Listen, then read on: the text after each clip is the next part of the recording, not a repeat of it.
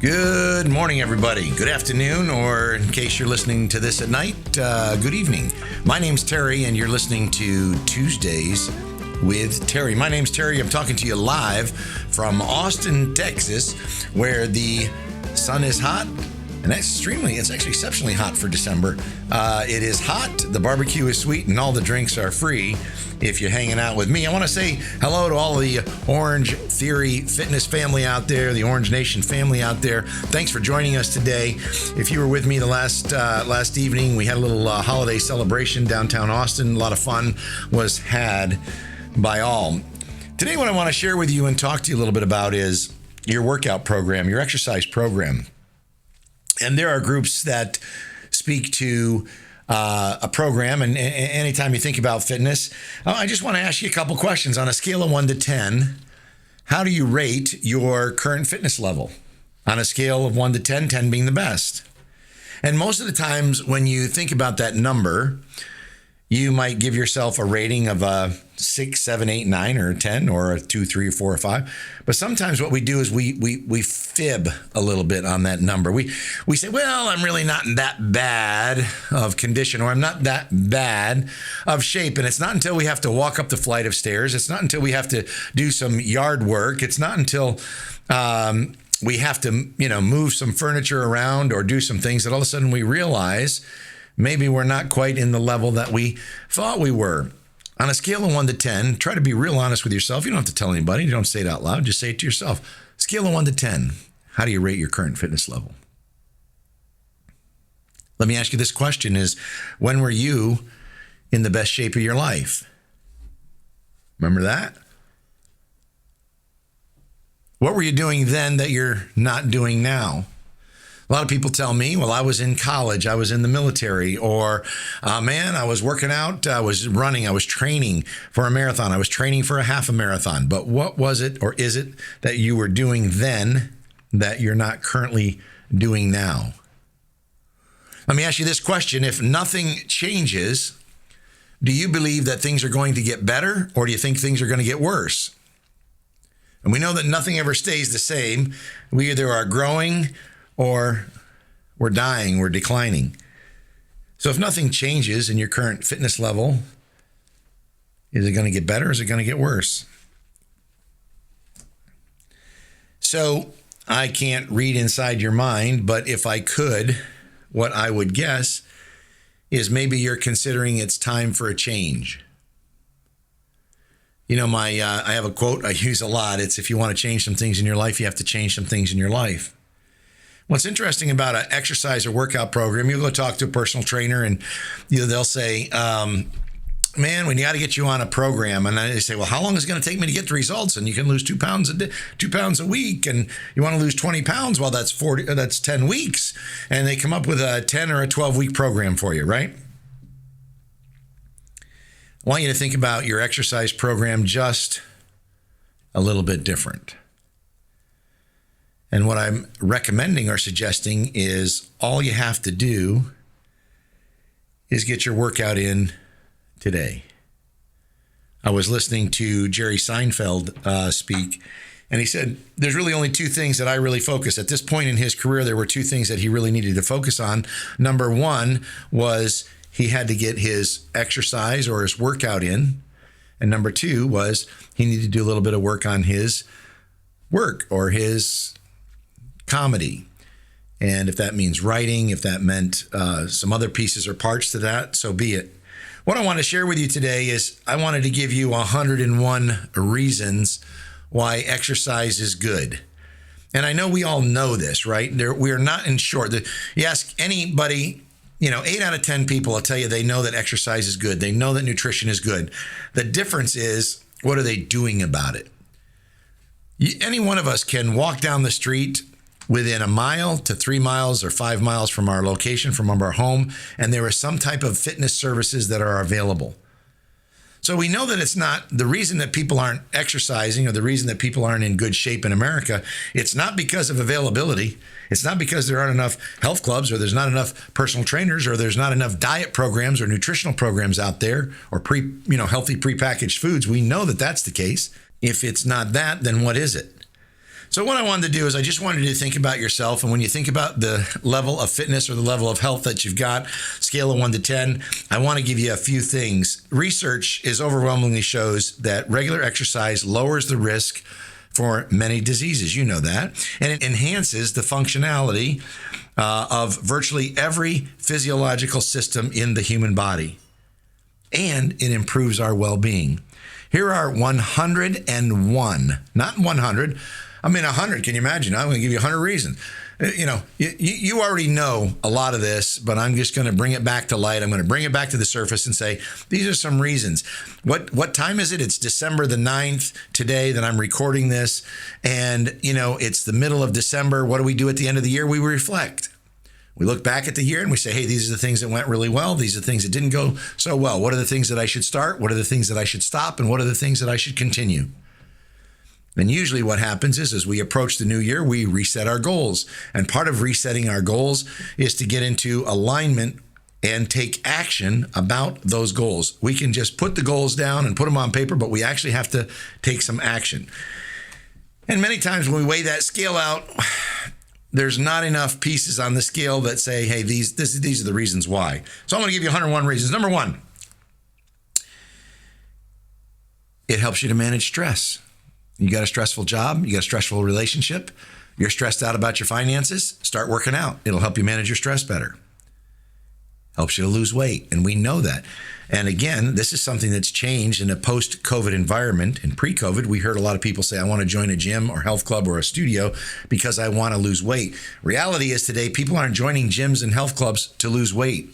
They're joining health clubs for overall well-being, physically and mentally. Number three, it improves the function of your immune system.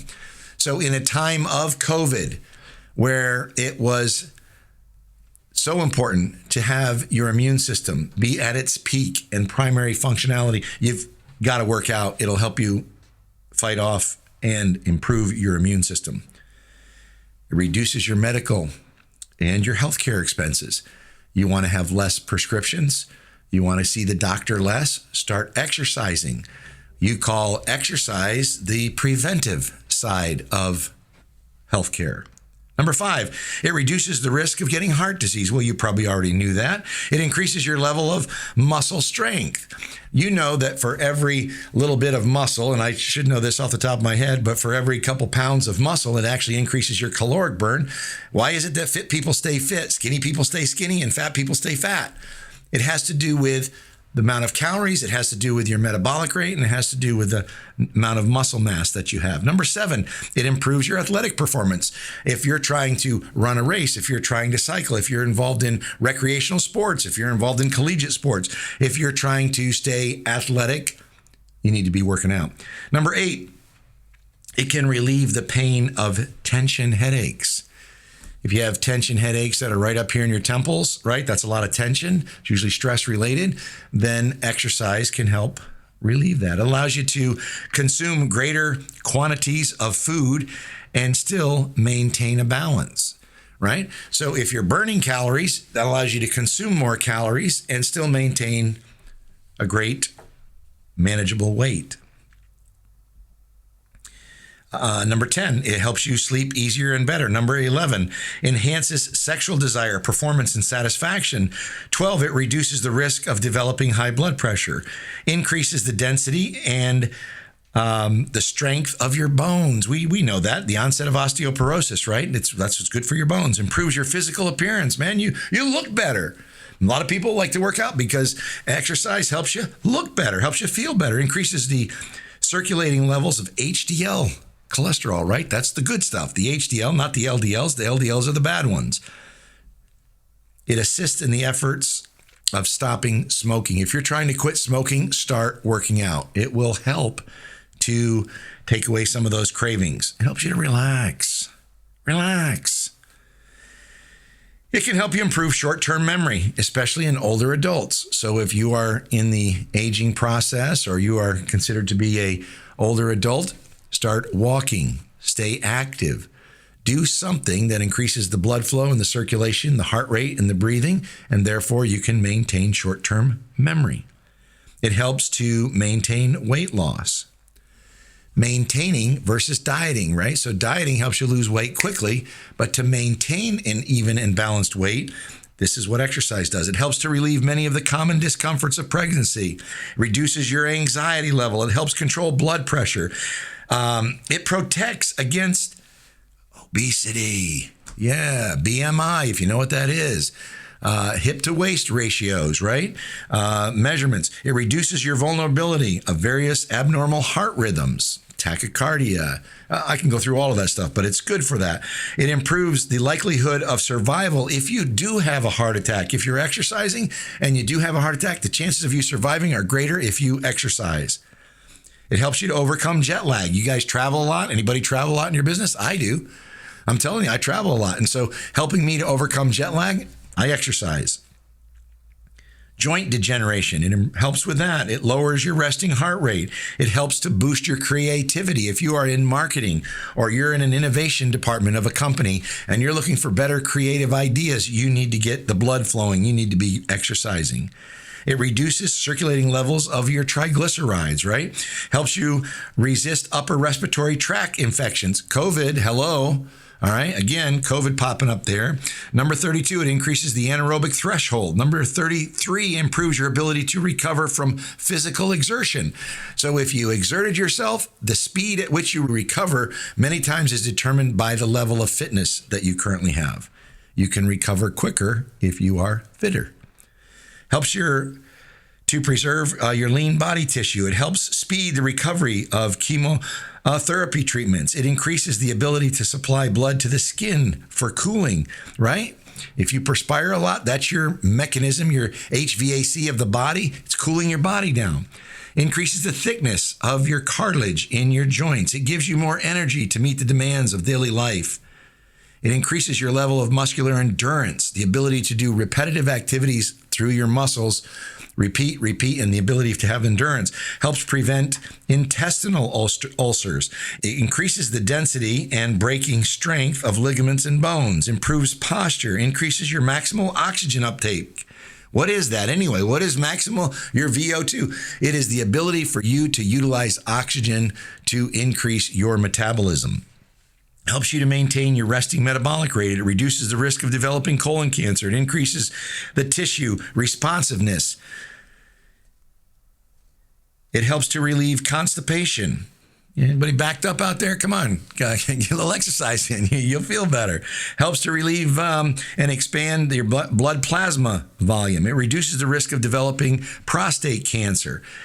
Men, if you're getting older and you're concerned about prostate cancer, make sure you get on a good exercise program. It helps to combat substance abuse. It helps to alleviate depression. If you're not feeling all of it, you're feeling a little bit down, you're feeling a little bit lethargic, you're feeling a little bit depressed, you don't feel like getting out, man, go get a workout in. Do something. Maybe not an exercise, but at least get some activity in. It increases your ability to adapt to cold environments. I'm about to head out to New York for the holidays. It's going to be cold out there. Man, better work out. Help you to maintain your proper muscle balance. There, in fact, is 53. Here's the second half. It reduces the rate and severity of medical complications that are associated with hypertension or high blood pressure. Helps to alleviate certain menstrual symptoms. Lowers your heart rate response to physical exertion. It helps to alleviate lower back pain. Anybody got low back pain? Start exercising. Helps you to, because that helps your core strength. Usually low back pain is related to core strength. Helps to reduce the amount of insulin required to control your blood sugar. It improves your mental alertness. It improves respiratory and muscle strength. It reduces your risk of having a stroke. I don't want a stroke. That runs in my family. Not interested, thank you. I better start working out. Helps you to burn excess calories. It increases your cardiac reserve. Improves coronary circulation. Offsets some of the negative side effects of certain antidepressive drugs. Increases your stroke volume. That's the amount of blood that gets pumped out every time your heart squeezes together or takes a beat. Improves your self-esteem. You want to feel better about yourself? I got to tell you this, I don't always feel like getting a workout in, but I'll tell you something, when I'm done, I feel pretty good. I feel like I did something for me. And we hear that a lot of times when people say, you really need to spend a little bit more time on self-care or you need to take care of yourself. Well, Go get your workout in. Spend 30 minutes, 45 minutes, 60 minutes getting an exercise or a workout in. It reduces your susceptibility to coronary thrombosis, reduces the risk of developing type 2 diabetes. It reduces the risk of developing breast cancer. I mean, look at all the benefits that I'm talking about of exercise and working out. I mean, this is pretty exciting, right? I mean, this is almost like the magic pill. Now, there is no such thing as the magic pill, but maybe exercise is, in fact, the magic pill. It improves mental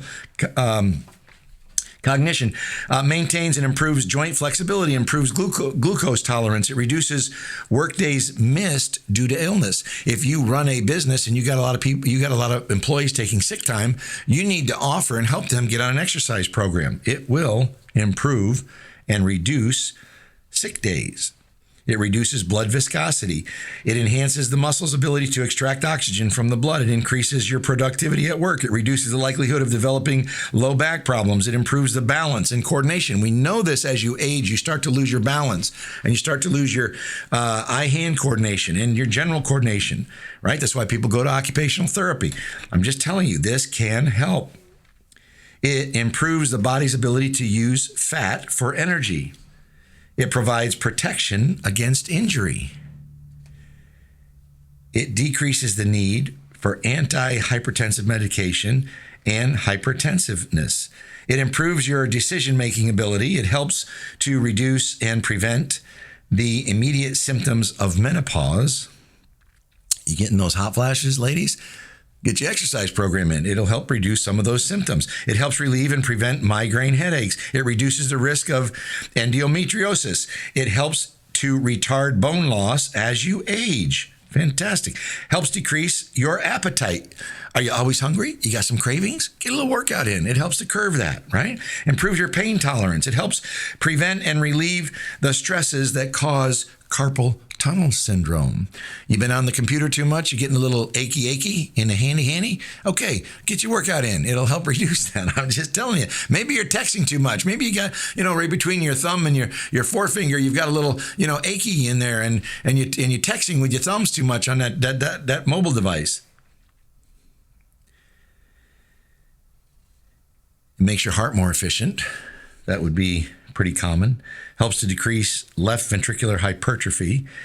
It may be protective against the development of Alzheimer's, the onset of early Alzheimer's with an exercise program. It improves your mood. Don't you feel better after you get a workout in? I do. Helps you to maintain an independent lifestyle. It reduces the risk of gastrointestinal bleeding. It helps to increase your overall health awareness. It reduces the level of abdominal obesity, increases the diffusion capacity of the lungs, improves heat tolerance. Remember how I always introduce and say, Austin, Texas, where the sun is hot? If you're living in Texas, you need to get a workout program. It will help you with your heat tolerance. And number 101, exercise and working out helps you improve your overall quality of life. You want to live a better life? You want to live a longer life? You want to have a better quality of life? You need to get your workout in. Not for 8 weeks, not for 10 weeks, not for 12 weeks. You need to get it in today. My name's Terry. Thanks for listening. Tune in again next Tuesday for another episode of Tuesdays with Terry. Stay fit, stay happy, stay healthy. Talk to you next week.